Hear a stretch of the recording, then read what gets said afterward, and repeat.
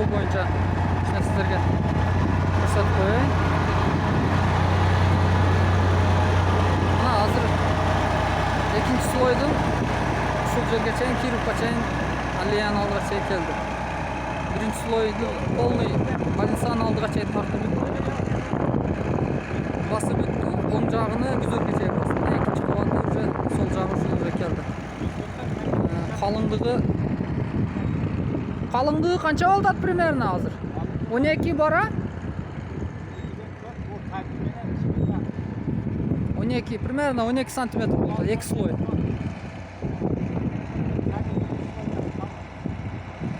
Мына эл разы.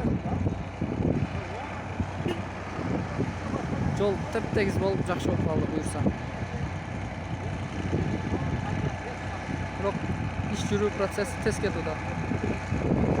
Биздин каналга катталышты унутпаңыздар. Биринчи көрүп аткандар лайктан басып, комментарийге өзүңүздөрдүн сунушуңуздарды калтырып койсоңуздар болот.